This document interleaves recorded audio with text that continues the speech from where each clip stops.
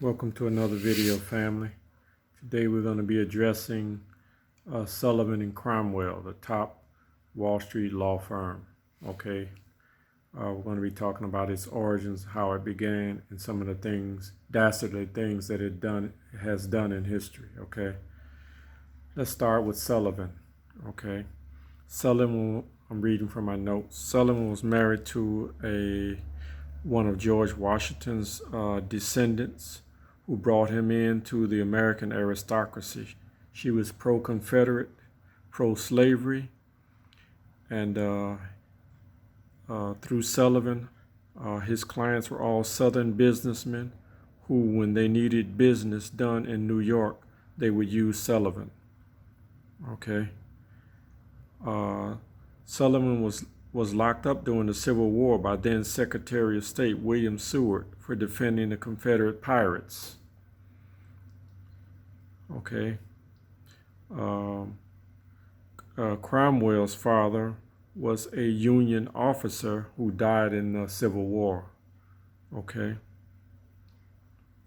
Then Cromwell hired John Foster Dulles' grandfather, who had worked for Sullivan back in Ohio in 1855. During the Panama Canal project, John Foster asked Cromwell for a favor to hire his grandson, who had applied to work at Sullivan and Cromwell, but was rejected, and Cromwell hired him. Okay.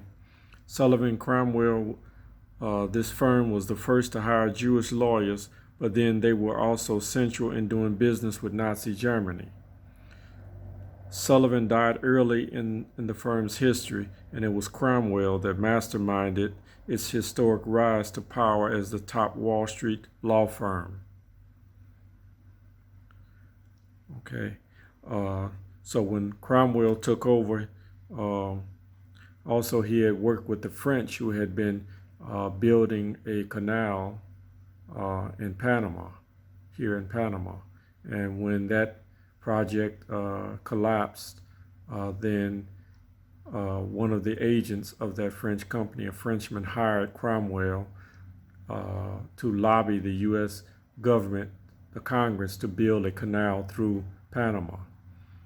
And so one of the things that Cromwell did was he started a railroad company in Panama.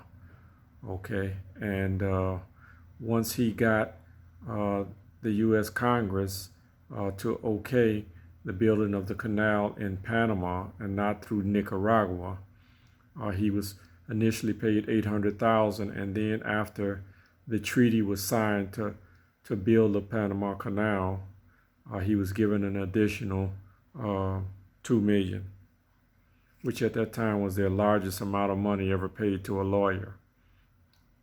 Also, one of the things that Cromwell did was he, through his railroad company, because they had decided to build the canal through Panama, Cromwell and of course the French and the U.S. government, they orchestrated a coup, whereas Panama would break away from Colombia and form its own independent country, Panama.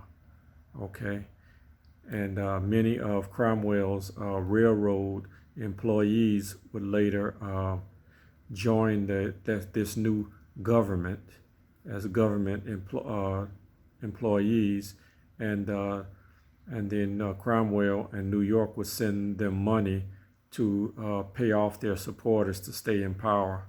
Okay, in Panama. And the government. Okay, so that's going to be a short history of Sullivan and Cromwell. I'm going to go much more in depth with John Foster Dulles and Allen Dulles. Okay, in the next video. Okay, some more quick history on the canal. America had long planned to build a canal through Nicaragua. The Southern senators had especially favored this plan because they wanted to be able to ship their products to California more cheaply. but Cromwell went up against the powerful Nicaragua Canal lobby by getting close to President William McKinley, who was assassinated later, through his right-hand man, Mark Hanna, who bribed various congressmen and hired a journalist, Roger Farnham, to set up a PR firm, to push the idea of a Panama Canal.